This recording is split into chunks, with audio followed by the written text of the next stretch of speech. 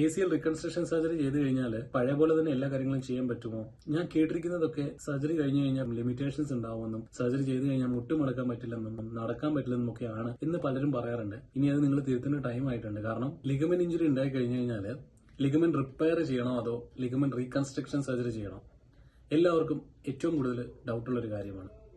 ഏത് കണ്ടീഷനിലാണ് ligament repair ചെയ്യാൻ സാധിക്കുക എന്നും ഏതൊക്കെ കണ്ടീഷനിലാണ് ലിഗമെന്റ് റീകൺസ്ട്രക്ഷൻ സർജറി ചെയ്യേണ്ടി വരും എന്നുള്ളത് നമ്മൾ ഇതിനു മുമ്പ് ഡിസ്കസ് ചെയ്തത് തന്നെയാണ്. ഒരു ബ്രിഡ്ജ് എൻഹാൻസ്ഡ് ACL റിപ്പയർ സർജറിനെ പറ്റിയിട്ടൊക്കെ ഇതിനു മുമ്പ് വീഡിയോ ചെയ്തതാണ്. ആ വീഡിയോ കണ്ടിട്ടുള്ള ആളുകൾക്ക് വേണ്ടിയിട്ട് ഞാൻ ഇവിടെ ലിങ്ക് ആഡ് ചെയ്യുന്നുണ്ട്. അത് കണ്ടു കഴിഞ്ഞാൽ മനസ്സിലാവും. സാധാരണ എല്ലാവർക്കും ഉള്ള സംശയമാണ് എങ്ങനെയാണ് ഇത് കണ്ടുപിടിക്കുക എന്നുള്ളത്. അപ്പോൾ ഇവിടെ അഡ്വാൻസ്ഡ് ആയിട്ടുള്ള ഒരു MRI സ്കാനിലൂടെ നമുക്ക് ഏകദേശം ഡീറ്റെയിൽസ് ഒക്കെ കിട്ടും. പ്രത്യേകിച്ച് പറഞ്ഞു കഴിഞ്ഞാൽ സ്റ്റംപ് പ്രിസർവ് ആയിരിക്കണം.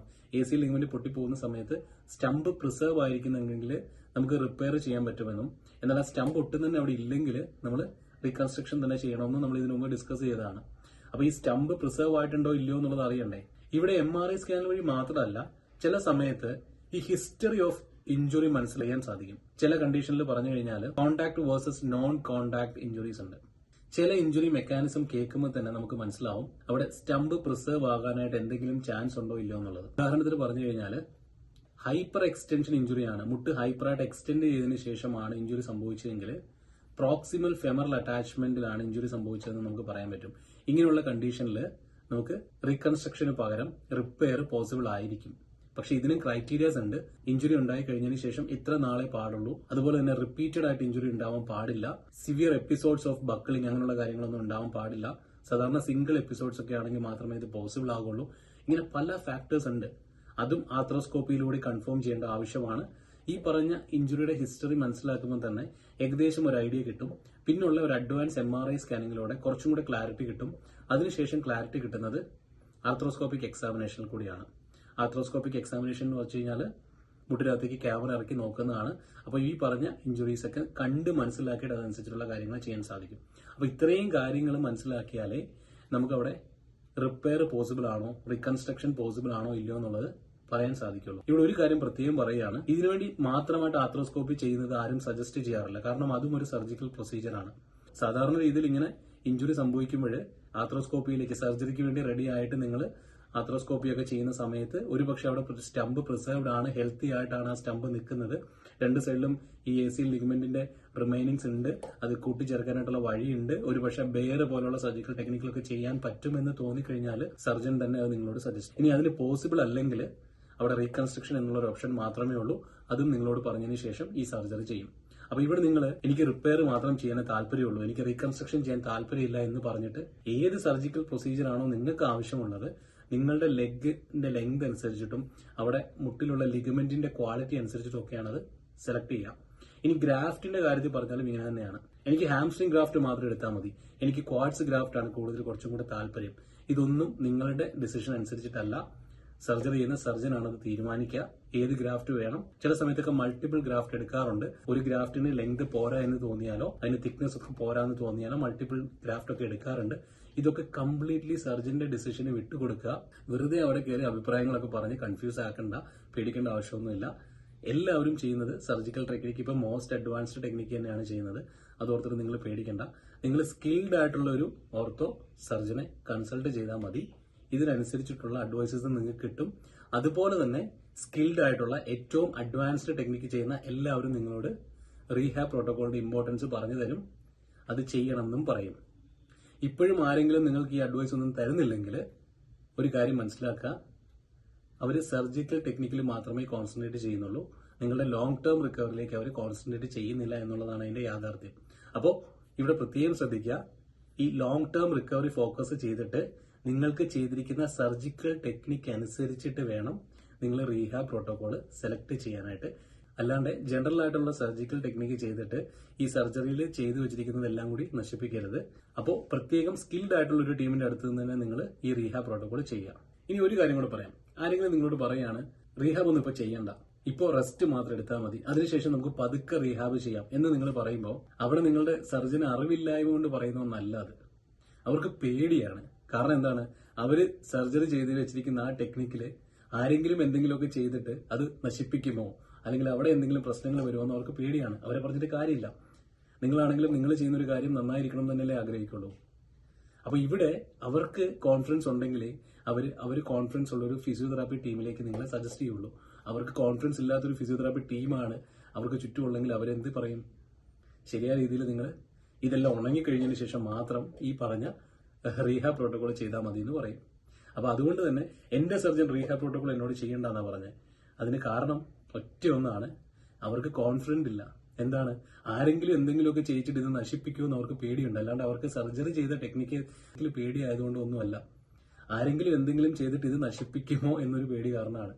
അപ്പോൾ ഇവിടെ നിങ്ങൾ മനസ്സിലാക്കണമെന്ന് വെച്ച് കഴിഞ്ഞാൽ ഈച്ച് ആൻഡ് എവറി ടൈം ഞങ്ങളുടെ ടീം ഈ പറഞ്ഞ റീഹാബ് പ്രോട്ടോകോൾ ഡിസൈൻ ചെയ്യുന്നത് നിങ്ങളുടെ സർജിക്കൽ ടെക്നിക്ക് വെച്ചിട്ട് മാത്രമാണ്.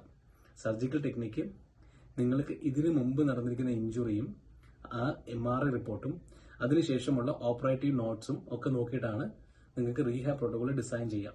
കൂടുതലായിട്ട് കോംപ്ലിക്കേഷൻ ഉള്ളൊരു കേസ് ആണെന്ന് ഞങ്ങൾക്ക് തോന്നിക്കഴിഞ്ഞു കഴിഞ്ഞാൽ ഞങ്ങൾ കൺസേൺ ആയിട്ടുള്ള സർജനുമായിട്ട് കോൺടാക്ട് ചെയ്ത് സംസാരിക്കേണ്ട കേസിൽ അതിന്റെ ക്ലാരിറ്റി കിട്ടിയതിന് ശേഷം മാത്രമേ ഞങ്ങൾ റീഹാബ് പ്രോട്ടോകോളിന്റെ എലിജിബിലിറ്റിയിൽ പ്രൊവൈഡ് ചെയ്യുള്ളൂ. ഇങ്ങനെയുള്ള കണ്ടീഷനിൽ ചിലപ്പോൾ ഞങ്ങൾ പേഷ്യൻസിനോട് പറയാറുണ്ട്, നിങ്ങളുടെ ഈ പറഞ്ഞ ഡിസ്ചാർജ് സമ്മറിയിൽ ഇങ്ങനെ ഒരു കാര്യം പറയുന്നുണ്ട്, അതുകൊണ്ട് അത് എത്രയും വേഗം സർജനുമായിട്ട് കോൺടാക്ട് ചെയ്തിട്ടൊന്ന് സംസാരിക്കണം. അങ്ങനെ സംസാരിച്ചതിന് ശേഷം എന്താണെന്നുള്ളത് ഞങ്ങളോട് ഷെയർ ചെയ്യണം. ഇങ്ങനെ ഒരു കാര്യത്തിന് വേണ്ടിയിട്ടാണ് എന്നും ഇങ്ങനെ ഒരാൾ ഒരു ചോദിച്ചിട്ടാണ് എന്നുള്ളതും നിങ്ങൾ ഷെയർ ചെയ്യണം. അപ്പോൾ അവർ അതിനെപ്പറ്റി കുറച്ചും കൂടി ഡീറ്റെയിൽ നിങ്ങളോട് ആ ഡീറ്റെയിൽ എന്താണെന്ന് ഞങ്ങളുമായിട്ട് ഷെയർ ചെയ്യുക. ഇനി അതുപോലെ തന്നെ ഈ കൺസൾട്ട് ചെയ്യുന്ന സമയത്ത് അവരെ ഡയറക്റ്റ് കോൺടാക്ട് ചെയ്യാൻ എന്തെങ്കിലും ഓപ്ഷൻ ഉണ്ടോ എന്ന് ചോദിച്ചിട്ട് അതിനുള്ള പെർമിഷൻ എടുത്തിട്ട് ഞങ്ങളെ അറിയിച്ചു കഴിഞ്ഞാൽ ഞങ്ങളുടെ ടീമിൽ നിന്ന് കോൺടാക്ട് ചെയ്തിട്ട് സർജനുമായിട്ട് സംസാരിച്ചിട്ട് എന്താണ് ആ കോംപ്ലിക്കേഷൻ എന്നും അവിടുത്തെ പ്രിക്കോഷൻസ് കൂടുതൽ എന്തെടുക്കണമെന്നും ഞങ്ങൾ എന്ത് ചെയ്യുക, ഈ റീഹാബ് പ്രോട്ടോകോൾ ഞങ്ങൾ ഡിസൈൻ ചെയ്യാം. അപ്പോൾ അതുകൊണ്ട് തന്നെ പ്രത്യേകം ശ്രദ്ധിക്കുക, ഇവിടെ ഈ പറഞ്ഞത് വലിയൊരു പ്രോസസ്സാണ്. ഈ പ്രോസസ് ഒന്നും ഇല്ലാതെയാണ് നിങ്ങൾ യൂട്യൂബ് നോക്കിയിട്ട് ജനറൽ ആയിട്ട് എക്സസൈസസ് ചെയ്യുന്നത്. എനിക്ക് മെസ്സേജസ് വന്നപ്പോൾ പറഞ്ഞതാണ്, സാറിന്റെ യൂട്യൂബ് ചാനൽ ഉള്ളത് നോക്കി ഞാൻ റീഹാബ് ചെയ്തായിരുന്നു. അപ്പോൾ ഞാൻ ആലോചിച്ചു, എന്റെ യൂട്യൂബ് ചാനലിൽ റീഹാബ് പ്രോട്ടോകോൾ പ്രോപ്പറായിട്ട് ഞാൻ ഇട്ടിട്ടില്ലല്ലോ, പിന്നെ എങ്ങനെയാണ് എക്സസൈസ് ചെയ്യുന്നത്? ചില എക്സസൈസസിന്റെ ബേസിക് ആയിട്ടുള്ള കുറച്ച് ടേംസ് അത് നിങ്ങൾക്ക് കൺഫ്യൂഷൻ വരാതിരിക്കാനായിട്ട് എങ്ങനെയാണ് അത് ചെയ്യേണ്ടതെന്ന് മാത്രമാണ് അത് ഇട്ടിരിക്കുന്നത്. അത് റീഹാബ് പ്രോട്ടോകോൾ അല്ല. റീഹാബ് പ്രോട്ടോകോളിനകത്ത് ലെഗിന്റെ പൊസിഷൻ എങ്ങനെ ആയിരിക്കണം, പ്രൈസ് പ്രോട്ടോകോൾ മുതലുള്ള എല്ലാ കാര്യങ്ങളും ഞങ്ങൾ സ്റ്റാർട്ട് ചെയ്ത് പഠിപ്പിച്ചതിന് ശേഷം മാത്രമേ നമ്മുടെ റീഹാബ് പ്രോട്ടോകോൾ സ്റ്റാർട്ട് ചെയ്യാറുള്ളൂ. ഇനി ഇത് കൂടാതെ തന്നെ ഈ ജേർണിയിൽ എപ്പോഴൊക്കെയാണ് നിങ്ങൾക്ക് ആക്ടിവിറ്റീസിലേക്ക് റിട്ടേൺ ചെയ്യേണ്ടത്, ഏതൊക്കെ ആക്ടിവിറ്റീസ് എപ്പോഴൊക്കെ ചെയ്യണം, അതുപോലെ തന്നെ നിങ്ങൾ ഡെയിലി നിങ്ങളുടെ ലൈഫിൽ നിങ്ങൾ ഇരിക്കുക, നിൽക്കുക, നടക്കുക ഒക്കെ ചെയ്യുന്ന സമയത്ത് നിങ്ങൾക്കത് എന്തുകൊണ്ടായിരിക്കാം, നിങ്ങൾ ഇരിക്കുന്ന സിറ്റിംഗ് പൊസിഷൻ എന്താണ്, നിങ്ങൾ ഇരിക്കുന്ന സീറ്റ്സ് അല്ലെങ്കിൽ ചെയർ എങ്ങനെയുള്ളതാണ്, നിങ്ങൾ കൂടുതൽ നേരം സ്പെൻഡ് ചെയ്യുന്നത് ഏത് ടൈപ്പ് ഓഫ് സീറ്റിലാണ്, ഇങ്ങനെയുള്ള കാര്യങ്ങളൊക്കെ ഞങ്ങൾ ചിലപ്പോൾ അനലൈസ് ചെയ്യാറുണ്ട്. ഇനി നിങ്ങൾ ജോബിലേക്ക് പോകുന്ന സമയത്താണെങ്കിൽ നിങ്ങളുടെ ജോലി എങ്ങനെയുള്ള ഒരു സർഫസിൽ ഇരുന്നുകൊണ്ടാണ് നിങ്ങൾ ചെയ്യുന്നത്, കൂടുതലായിട്ടും മെജോറിറ്റി ഓഫ് ദ ടൈം നിങ്ങൾ ഏത് പൊസിഷനാണ് യൂസ് ചെയ്യുന്നത്, നിൽക്കുകയാണോ, നടക്കുകയാണോ, അതുപോലെ തന്നെ ഇരിക്കുകയാണോ എന്നുള്ള കാര്യങ്ങൾ, അതുപോലെ തന്നെ നിങ്ങളുടെ സീറ്റിംഗ് ഹാബിറ്റ്സ്, ഇങ്ങനെയുള്ള പല കാര്യങ്ങളും നോക്കിയിട്ടായിരിക്കും നമ്മൾ ഈ rehab protocol stage by stage ആയിട്ടായിരിക്കും ഡിസൈൻ ചെയ്യുക. അല്ലാണ്ട് ഇത് ഒരുമിച്ച് ഡിസൈൻ ചെയ്ത് വെച്ചിട്ട് നിങ്ങൾ അടുത്ത ഒരു 4 മാസത്തേക്ക് ഈ ഒരു എക്സസൈസ് ചെയ്താൽ മതി എന്ന് പറയുകയല്ല. അവിടെ കണ്ടിന്യൂസ് ആയിട്ട് ഞങ്ങൾ നിങ്ങളോട് കോൺടാക്റ്റിൽ ഇരിക്കുന്നുണ്ടാവും. അതുപോലെ തന്നെ നിങ്ങളുടെ മെസ്സേജസ് ഞങ്ങൾ നോക്കുന്നുണ്ടാവും, നിങ്ങൾക്ക് എന്താണ് ആവശ്യമെന്ന് നോക്കുന്നുണ്ടാവും, അതനുസരിച്ച് നിങ്ങളുടെ മുട്ടിലുള്ള ഇംപ്രൂവ്മെന്റ് ഞങ്ങൾ നോട്ട് ചെയ്യുന്നുണ്ടാവും, നിങ്ങളുടെ മുട്ടിന്റെ ഒരു ഇമേജ് ഞങ്ങൾ ഫോം ചെയ്യുന്നുണ്ടാവും. ഇങ്ങനെയായിരിക്കും നിങ്ങളുടെ മുട്ട് ബിഹേവ് ചെയ്യുക എന്നുള്ളൊരു വിഷ്വലൈസേഷൻ ഞങ്ങൾക്കുണ്ടാവും. അങ്ങനെ ആ വിഷ്വലൈസേഷൻ വെച്ചിട്ടായിരിക്കും ഞങ്ങൾ എന്ത് ചെയ്യുക, റീഹാബ് സജസ്റ്റ് ചെയ്യാം. അപ്പോൾ അതുകൊണ്ട് തന്നെയാണ് ഞങ്ങളുടെ ഈ റീഹാബ് പ്രോട്ടോകോൾ ഇപ്പോൾ സക്സസ് ആയി തന്നെ പോയിക്കൊണ്ടിരിക്കുന്നത്. അപ്പോൾ അതുകൊണ്ട് തന്നെ പ്രത്യേകം പറയുകയാണ്, റീഹാബിലേക്ക് ജോയിൻ ചെയ്യാൻ താല്പര്യം ഉണ്ടെങ്കിൽ വേഗം തന്നെ കോൺടാക്ട് ചെയ്യാം. കോൺടാക്ട് നമ്പർ കൊടുത്തിട്ടുണ്ട്. പ്രത്യേകം വീണ്ടും പറയുകയാണ്, ഒരു എലിജിബിലിറ്റി ക്രൈറ്റീരിയ ഉണ്ട്. നിങ്ങൾക്ക് എലിജിബിൾ ആണെങ്കിലും മാത്രമേ, പ്രത്യേകം വീണ്ടും പറയുകയാണ്, എലിജിബിലിറ്റി ക്രൈറ്റീരിയ ഉണ്ട്. നിങ്ങൾക്ക് എലിജിബിലിറ്റി ഒന്ന് ഈ പ്രോട്ടോകോൾ സജസ്റ്റ് ചെയ്യുള്ളൂ. അല്ലാണ്ട് സർജറി കഴിഞ്ഞ എല്ലാവർക്കും ഞങ്ങൾ ഈ പറഞ്ഞ പ്രോട്ടോകോൾ സജസ്റ്റ് ചെയ്യില്ല. കാരണം നിങ്ങൾ ഞങ്ങളുടെ ടീമിലേക്ക് വരുമ്പോൾ എഫേർട്ട് എടുക്കാൻ റെഡിയായി, കംപ്ലീറ്റ് എഫേർട്ട് ഞങ്ങളുടെ അടുക്കിലേക്ക് വിട്ടിട്ട് ഞങ്ങൾ റെഡിയാക്കുമെന്ന് വിചാരിച്ച് വന്നു കഴിഞ്ഞാൽ നിങ്ങളുടെ എഫേർട്ട് വളരെ ഇമ്പോർട്ടൻ്റ് ആണ്. നിങ്ങൾക്ക് അതിനുള്ള ക്ഷമയുണ്ടെങ്കിൽ, നിങ്ങൾക്ക് അതിനുള്ള സാഹചര്യം ഉണ്ടെങ്കിൽ, വിൽ പവർ ഉണ്ടെങ്കിൽ, നിങ്ങൾക്ക് അത് ചെയ്ത് കഴിഞ്ഞാൽ അത് റിക്കവർ ആവുമെന്നുള്ള കോൺഫിഡൻസ് ഉണ്ടെങ്കിൽ, പറയുന്നത് ചെയ്യാൻ സാധിക്കുമെങ്കിൽ മാത്രമേ ഞങ്ങൾ ഈ പറഞ്ഞ പ്രോട്ടോകോൾ സജസ്റ്റ് ചെയ്യുള്ളൂ. അല്ലാണ്ട് സർജറി കഴിഞ്ഞിട്ടുണ്ട് എനിക്ക് എക്സസൈസസ് പറഞ്ഞു തരണം, ഞങ്ങൾക്ക് സാധിക്കില്ല. നിങ്ങളുടെ ഓരോ നിമിഷവും നിങ്ങൾക്ക് മുട്ടിൽ വേദന വന്നു കഴിഞ്ഞാൽ അതെന്താണ് വേദന വന്നതെന്നും എവിടെയാണ് വേദന വന്നതെന്നും എന്ത് ചെയ്യുമ്പോഴാണ് വേദന വന്നതെന്നും സത്യസന്ധമായിട്ട് തന്നെ ഞങ്ങളോട് ഷെയർ ചെയ്യാൻ റെഡി ആയാലേ അതേ സത്യസന്ധമായ രീതിയിൽ ഞങ്ങൾക്ക് നിങ്ങളെ സഹായിക്കാൻ സാധിക്കുള്ളൂ. ഈ കാര്യങ്ങൾ നിങ്ങൾ മനസ്സിലാക്കുക. എലിജിബിലിറ്റി ക്രൈറ്റീരിയ ഉണ്ട്. എലിജിബിലിറ്റി ഇനി ചെക്ക് ചെയ്യണോ? ഈ എലിജിബിലിറ്റി ചെക്ക് ചെയ്യാനായിട്ട് ചെക്ക് യുവർ എലിജിബിലിറ്റി എന്ന് പറയുന്ന ലിങ്കിൽ നിങ്ങൾ ക്ലിക്ക് ചെയ്താൽ മതി. അവിടെ എന്റെ പേഴ്സണൽ കൺസൾട്ടേഷന് ശേഷം മാത്രമായിരിക്കും ഞാൻ എലിജിബിലിറ്റി ചെക്ക് ചെയ്യുന്നത്. അതിനുശേഷം എലിജിബിൾ ആണെങ്കിൽ ഞാൻ അറിയിക്കും. അതിനുശേഷം നിങ്ങൾക്ക് ഈ പ്രോട്ടോകോൾ സ്റ്റാർട്ട് ചെയ്യാൻ സാധിക്കും. പ്രത്യേകം ശ്രദ്ധിക്കുക, സർ എനിക്ക് ചെയ്തത് ACL സർജറി ആണ് എന്നും പറഞ്ഞ് സർജിക്കൽ ഒരു ഡാറ്റയും ഇല്ലാതെ നിങ്ങൾക്ക് റീഹാബ് സജസ്റ്റ് ചെയ്യാൻ സാധിക്കില്ല. ഈവൻ ദോ നിങ്ങൾ സർജറി ചെയ്തതിന് ശേഷം എക്സസൈസ് ചെയ്യാൻ റെഡി ആണെങ്കിൽ കൂടി. അപ്പോൾ നിങ്ങളോട് റിപ്പോർട്ട്സ് അയക്കാൻ പറയുമ്പോൾ, ഡിസ്ചാർജ് സമ്മറി അയക്കാൻ പറയുമ്പോഴൊക്കെ നിങ്ങൾ എന്ത് ചെയ്യുക, കറക്റ്റ് ഡീറ്റെയിൽസ് തന്നെ അയക്കുക. അതിന്റെ പകുതി മറ്റോ മൂലോ ഒക്കെ ഫോട്ടോ എടുത്തിട്ട് അയച്ചു കഴിഞ്ഞാൽ ഞങ്ങൾക്ക് നിങ്ങളെ സഹായിക്കാൻ പറ്റില്ല. ഓക്കെ, ഇത് മനസ്സിലാക്കുക. ACL റിക്കൺസ്ട്രക്ഷൻ സർജറി ചെയ്ത് കഴിഞ്ഞാൽ പഴയ പോലെ തന്നെ എല്ലാ കാര്യങ്ങളും ചെയ്യാൻ പറ്റുമോ?